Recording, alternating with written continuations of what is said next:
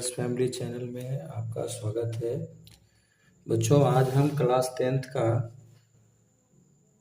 Math पढ़ने जा रहे हैं।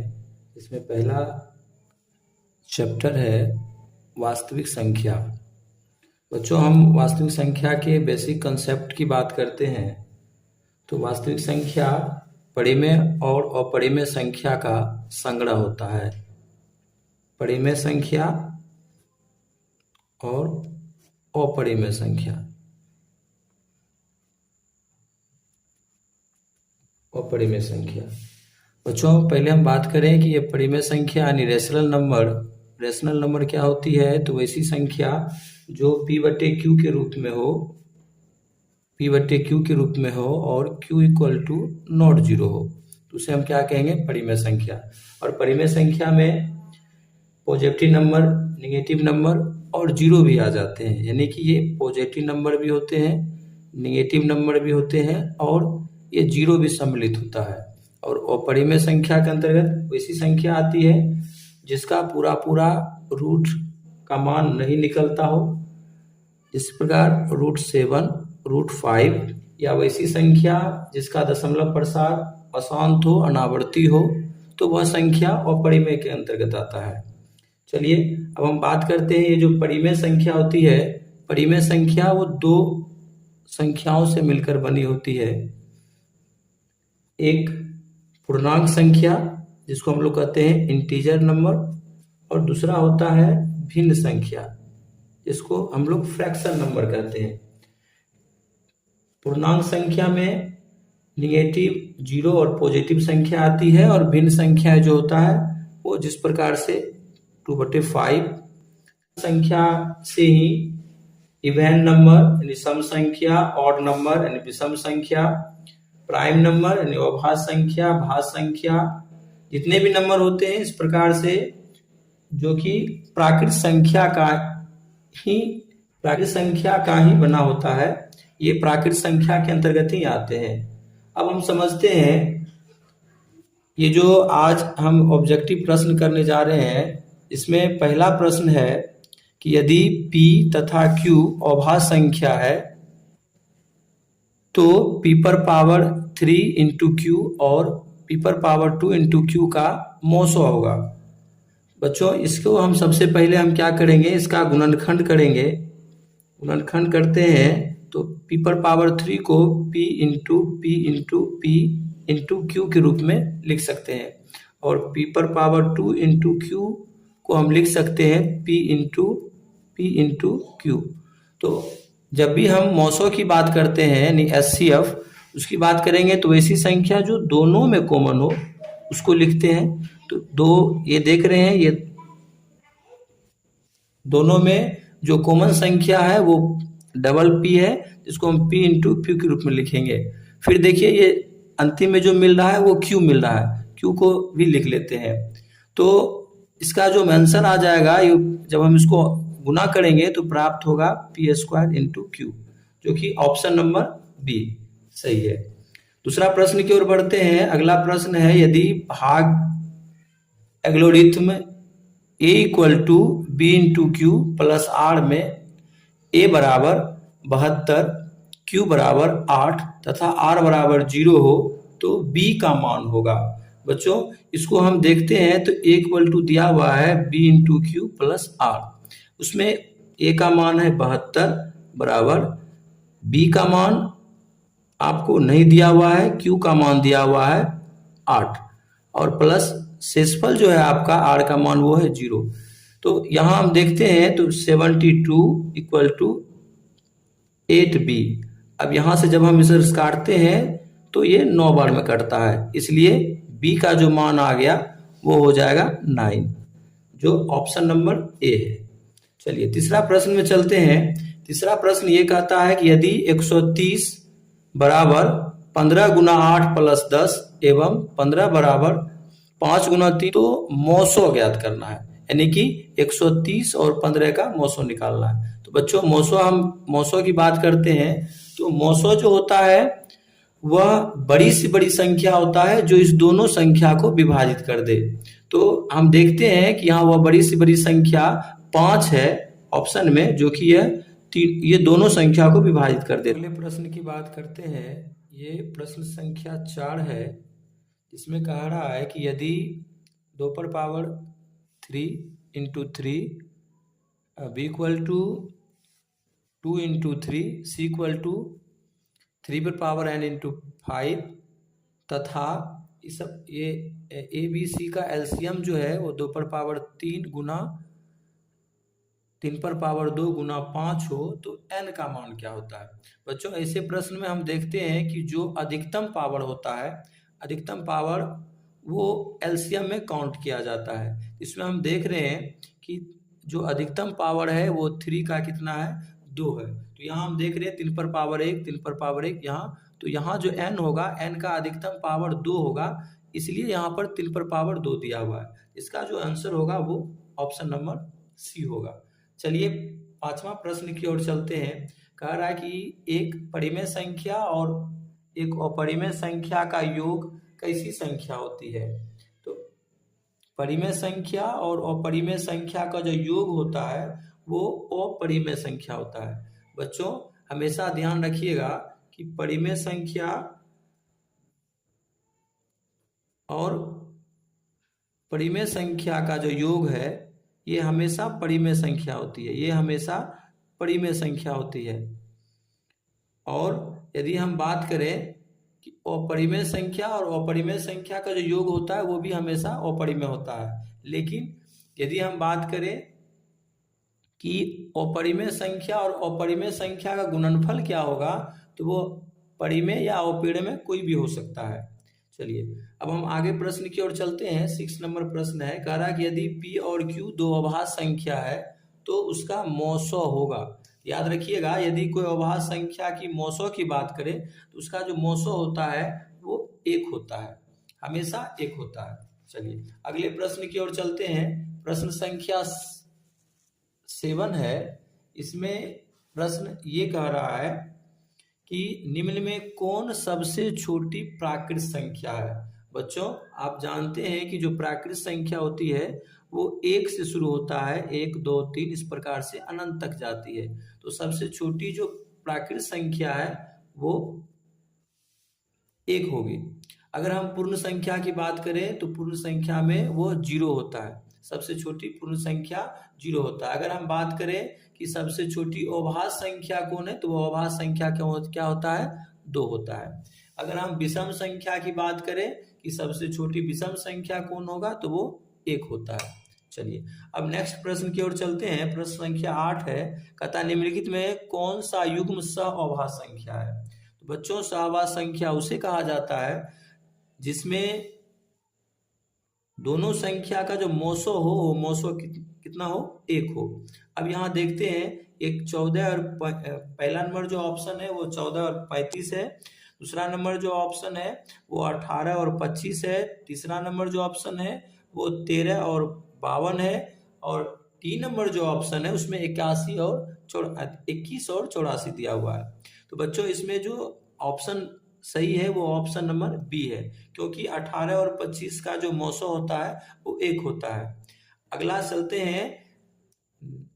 ये प्रश्न संख्या 9 है जिसमें कहता है कि √12 का परिमेयकरण गुणांक कौन है। यानी कि √12 में किस संख्या से गुना किया जाए ताकि वह परिमेय संख्या हो जाए। बच्चों √12 को हम लिख सकते हैं 2 इंटू 2 इंटू 3।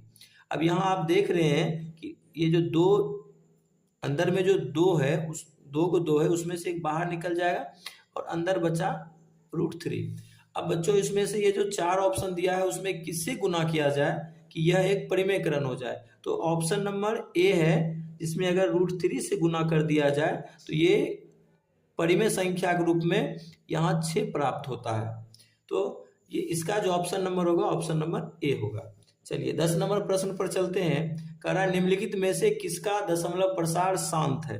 तो बच्चों दशमलव प्रसार शांत प्राप्त करने के लिए हम सबसे पहले संख्या के हर को देखेंगे और जिसका अभाज्य गुणनखंड या तो 2 के रूप में हो या 5 के रूप में हो या 2 5 दोनों के रूप में हो, वही संख्या का जो दशमलव प्रसार होता है वो शांत होता है। बच्चों 81 है ये भी नहीं होगा, 41 है नहीं होगा, यहाँ 45 से नहीं होगा। ये जो ऑप्शन नंबर डी है, डी ये करेक्ट आंसर है, क्योंकि जब हम 80 का अभाज्य गुणनखंड करेंगे तो वो 2 5 के रूप में आता है। चलिए बच्चों नेक्स्ट प्रश्न की ओर चलते हैं। अगला प्रश्न 11 में कह रहा है कि 0.105 का p बटे 2 पर पावर n इंटू 5 पर पावर m का रूप निम्नलिखित में कौन है। तो चलिए सबसे पहले हम हल करते हैं, हल करके प्राप्त करते हैं कि इसका आंसर कौन होगा। चलिए दशमलव अगर हम उड़ाते हैं तो 1 पर 3 जीरो आएगा। अब हम इसको काटते हैं तो 21 25 105 और इसको काटते हैं तो 200 प्राप्त होगा। अब हम इसको अगर लिखने की बात करें तो बच्चों इसमें से हम अगर देखते हैं 21 बटे 200, इसको हम 200 का गुणनखंड करते हैं तो हमें जो प्राप्त होता है वो प्राप्त होता है 21 बटे ये जो हो जाएगा वो हो जाएगा, इसको हम गुणनखंड करेंगे तो 2 पर पावर 3 इंटू 5 पर पावर 2 प्राप्त होगा, जो option number B is the correct answer है। चलिए अगला कह रहा है बच्चों 12 नंबर प्रश्न को चलेंगे। 12 नंबर प्रश्न ये कह रहा है कि 6x पर पावर 4 इंटू वाई तथा 12xy का महत्तम सावर्तक क्या होगा। यानी महत्तम सावर्तक बच्चों एचसीएफ पूछ रहा है। तो एचसीएफ में हम क्या करते हैं, सबसे पहले हम क्या करेंगे, ये जो संख्या दिया हुआ है 6x पर पावर 4 इंटू वाई और 12xy, इसका हम सबसे पहले क्या करेंगे, गुणनखंड करेंगे। बच्चों पहले संख्या गुणनखंड करते हैं तो 6 को 2 इंटू 3 लिखेंगे और x पर पावर 4 जो है उसको गुणा के रूप में 4 बार लिखेंगे, 4 बार लिखेंगे और इंटू वाई होगा। फिर देखिए 12 को हम लिख सकते हैं 2 इंटू 3 और इंटू एक्स इंटू वाई। अब जो एचसीएफ में जो सिर्फ दोनों मिलता है सिर्फ उसी को लेते हैं। देखिए यहाँ पर ये 2 को 2 1 2 निकल गया यहाँ से, फिर देखिए एक 3 यहाँ से निकल जा रहा है, 3 निकल जाएगा। और फिर देखिए अब हम x की बात करते हैं तो जो दोनों में मिलेगा सिर्फ उसी को लेंगे, तो एक x मिल रहा है, एक x ले लिए और एक y मिल रहा है, एक y को ले लिए। मतलब इसका जो आंसर होगा वो हो जाएगा 3 दूना 6xy। क्या होगा बच्चों, 6xy, जो कि ऑप्शन नंबर डी होगा। अगर हम यहाँ पर अगर हम लॉसो की बात करते हैं तो बच्चों जो इसमें लॉसो क्या हो जाएगा, तो जो दोनों मिल रहा है उसको लेंगे और जो नहीं मिल रहा है उस सबको यहाँ पर हम लिख सकते हैं। तो फिर जो हल करेंगे उसका जो एलसीएम का जो आंसर होगा वो हो जाएगा 12x पर पावर 4 इंटू वाई। चलिए अब नेक्स्ट प्रश्न की ओर चलते हैं।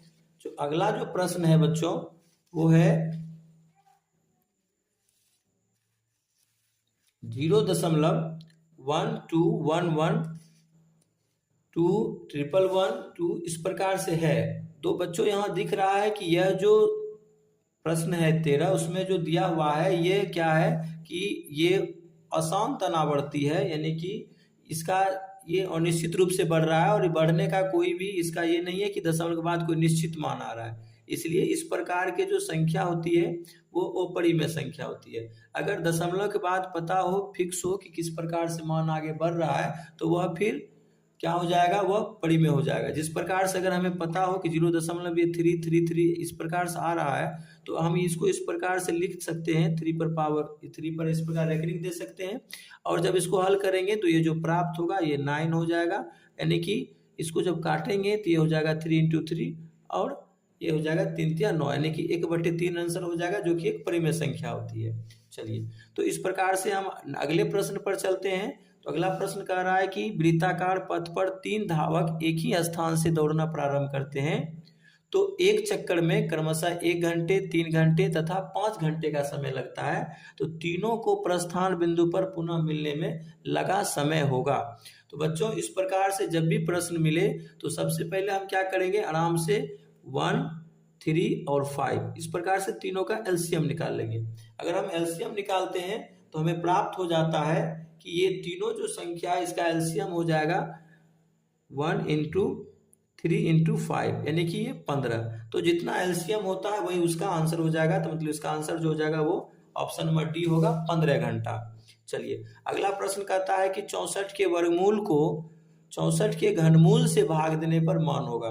तो बच्चों 64 का वर्गमूल की बात करें तो 64 का वर्गमूल जो होगा वो 8 होगा, और 64 का घनमूल की बात करें तो घनमूल जो होगा वो 64 का वो 4 होगा। तो अगर हम वर्गमूल को और घनमूल से भाग करते हैं, जो प्राप्त होता है आंसर वो 2 होता है। इसका ऑप्शन नंबर बी हो जाएगा। चलिए अगले प्रश्न की ओर चलते हैं। प्रश्न संख्या 16 है, 0.243 पर रेकरिंग को P बटे Q के रूप में प्रकट किया जाता है।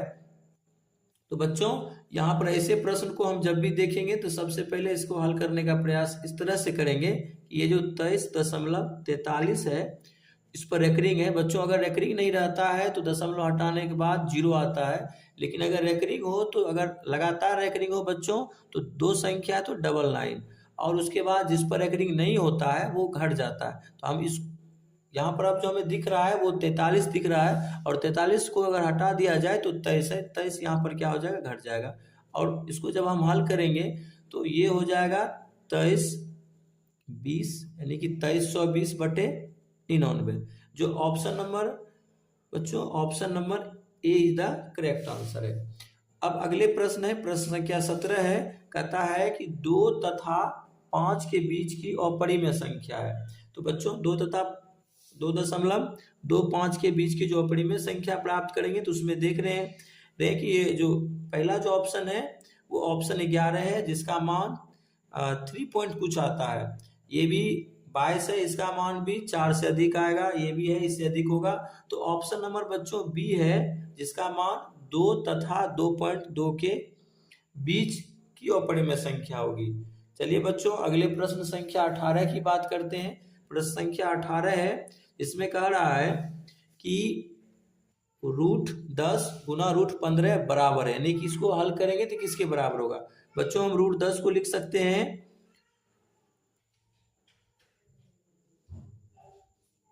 2 इंटू 5, और 15 को लिख सकते हैं 3 इंटू 5। बच्चों हम रूट को अगर हम कॉमन करते हैं तो ये हमें प्राप्त होता है 2 इंटू 3 इंटू 5 इंटू 5। यानी कि अब यहाँ पर हम देखते हैं बच्चों, तो जो रूट में डबल संख्या होता है उसको हम क्या करते हैं, बाहर कर लेते हैं। तो हमें जो प्राप्त होता है वो 5√6 प्राप्त होता है, जो कि ऑप्शन नंबर ए है। चलिए बच्चों अगले प्रश्न की ओर चलते हैं। तो अगले प्रश्न की हम बात करते हैं। तो अगले प्रश्न है प्रश्न संख्या 19। इसमें यह कह रहा है कि सबसे छोटी पूर्ण संख्या जो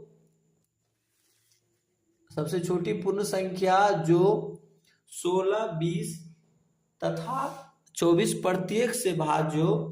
और बच्चों यहाँ पर प्रश्न में जो एक टिप्स है वो ये है कि ये पूर्ण संख्या की बात कर रहा है। बच्चों पूर्ण संख्या वैसी संख्या होती है जिसका पूरा पूरा वर्गमूल निकलता हो। तो पहला जो ऑप्शन है वो 240 है, जो कि पूर्ण संख्या नहीं है। और तीसरा जो ऑप्शन है बच्चों 2400, ये भी पूर्ण संख्या नहीं है।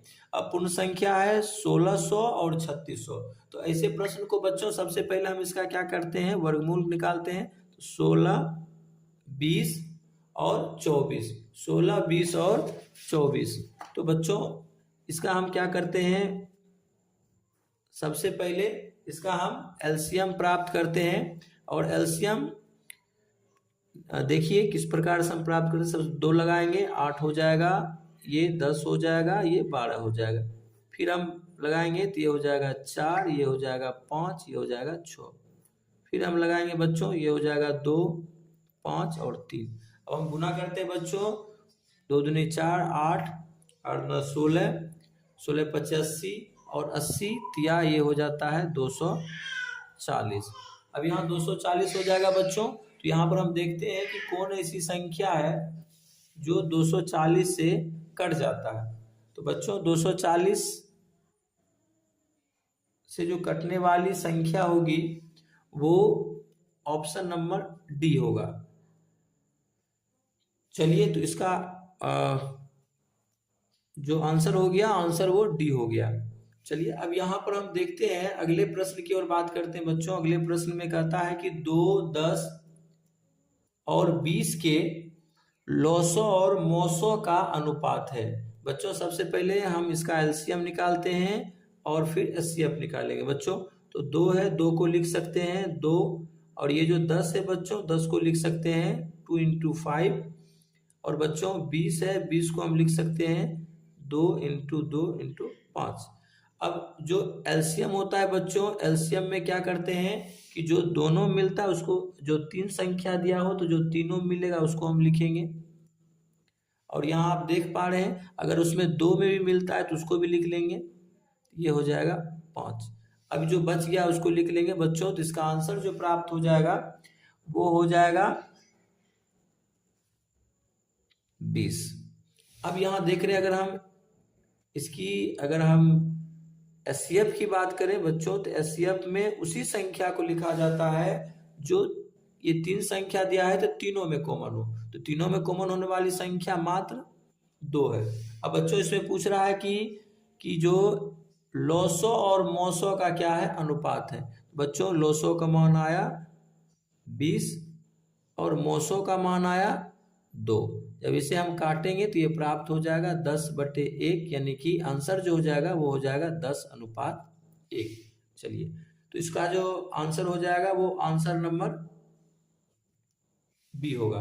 बच्चों इसमें बच्चे थोड़ा सा ध्यान नहीं देने की वजह से होता क्या है कि ये 10:2 की जगह 10:1 जो है उसकी जगह पर 1:10 लगा देता है, क्योंकि उसको ये आंसर में थोड़ा सा ये समझना चाहिए कि पहले लॉसो कह रहा है कि मोसो कह रहा है।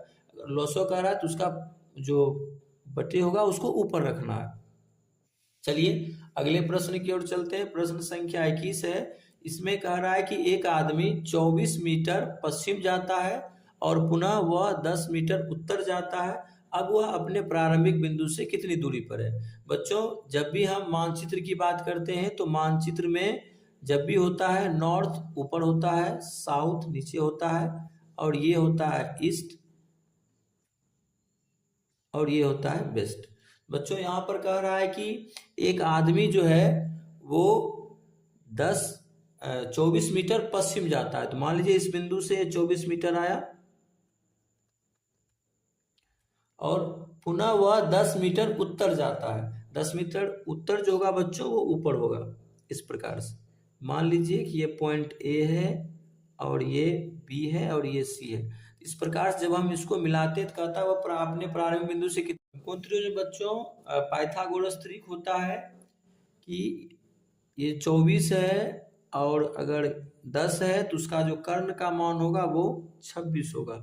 अन्यथा हम फॉर्मूला से निकाल सकते हैं जो AC होगा वो √अंडर लंब स्क्वायर प्लस आधार स्क्वायर। इसको जब हम हल करेंगे बच्चों ये 10 का स्क्वायर होगा और ये 24 का स्क्वायर होगा। बच्चों 10 का स्क्वायर हो जाता है 100 और 24 का स्क्वायर हो जाता है 576। बच्चों जब इसको हम हल करते हैं तो जो प्राप्त हो जाता है ये हो जाएगा 676 और इसका वर्गमूल हो जाएगा 26। Option number C. उसके बाद बच्चों अगले प्रश्न 22 की ओर चलेंगे। कहता है कि किसी पूर्णांक p के लिए प्रत्येक सम पूर्णांक का रूप होगा। बच्चों यदि अगर सम पूर्णांक की बात करें तो वो हमेशा 2p के रूप में होता है, और यदि विषम पूर्णांक की बात करें तो वो 2p+1 के रूप में होता है। बच्चों अगले प्रश्न संख्या है 23। कह रहा है कि यदि 65 तथा 117 का मोस ऑफ 65m - 170 के रूप में हो तो m का मान ज्ञात करें। बच्चों अगर हम पहले बात करें 65 और 117 के मोसों का, तो 65 को हम लिख सकते हैं 13 × 5 और 117 को लिख सकते हैं 13 × 3 × 3। बच्चों यहाँ पर हम देखते हैं जो मोसो होता है, मोसो जो दोनों में कॉमन हो वो होता है। तो यहाँ पर मोसो जो प्राप्त होती है वो मोसो कितना हो गया, 13 हो गया। ये मोसो आपका 13 हो गया। इसको कह रहा है कि इसको जो हम लिख सकते हैं मोसो को वो 65m - 117 के रूप में लिख सकते हैं। बच्चों ये किसके बराबर हो जाएगा, 13 के बराबर हो जाएगा। ये माइनस में है, उस साइड जाएगा तो प्लस हो जाएगा, यानी कि 65m जो होगा वो 13 + 117 के बराबर होगा, 117 हो जाएगा। अब हम देखते हैं 65m बराबर हो जाएगा 130। अब जब हम काटते हैं बच्चों तो ये 2 बार में कट जाता है, यानी कि m का जो मान प्राप्त होता है, m का मान वो 2 प्राप्त होता है, यानी m का मान 2 प्राप्त होता है। चलिए बच्चों, धन्यवाद।